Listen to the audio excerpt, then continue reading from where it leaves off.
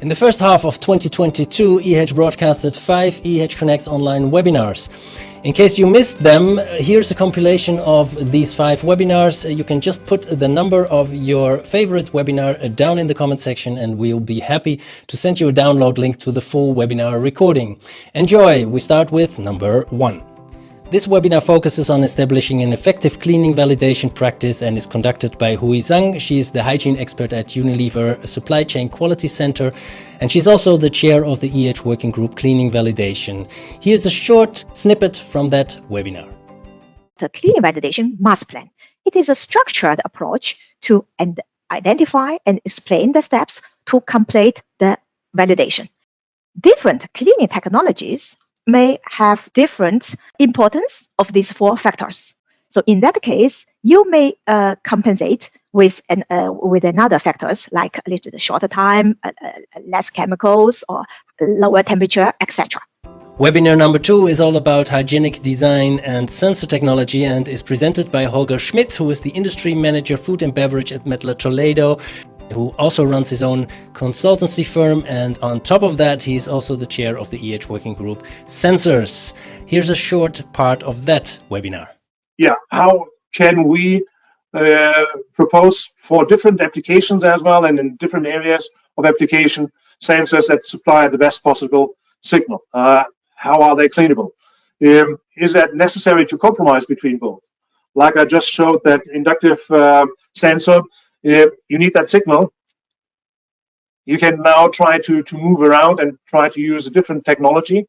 But if that inductive connectivity signal is giving you the best possible reading, then you need to find a way to integrate that in an optimum way.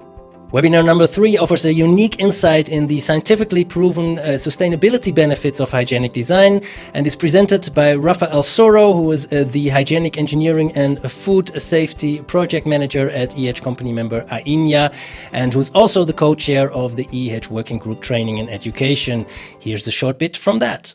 So this is an official recognition from the EU that hygienic design can contribute positively to the savings in terms of water, savings in terms of wastewater generation, and so on.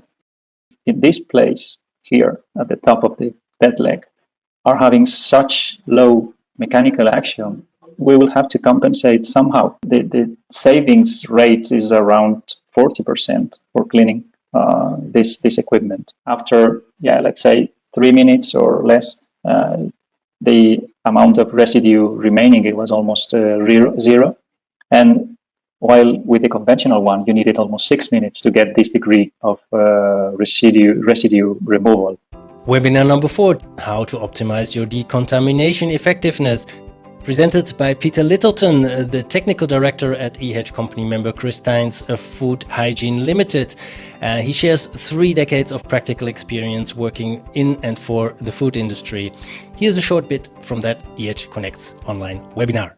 In this final case study, this was a sandwich factory, which unfortunately is no longer with us, but it was one I spent quite a bit of time some years ago. And it was a classic example of too little space between production lines.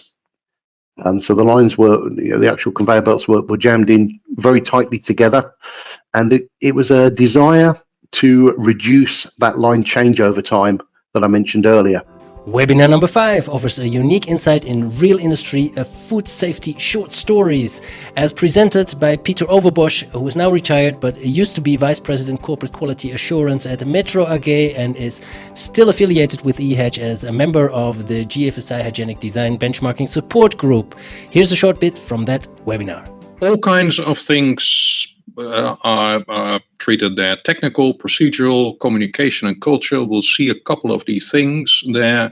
And in the very first story that I'll mention, I think that you could argue that is where food safety culture originates from.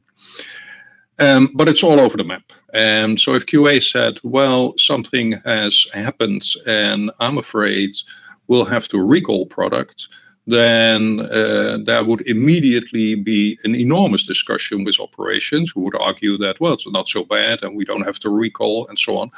at the back of their minds, of course, were the end of year bonuses. That's it for now. I hope you enjoyed this compilation. If you are an hygienic design expert yourself and you work for an EHEDG company member, don't be shy, send us an email. Who knows, maybe you'll be represented in one of the future compilations. Thanks for watching. See you next time.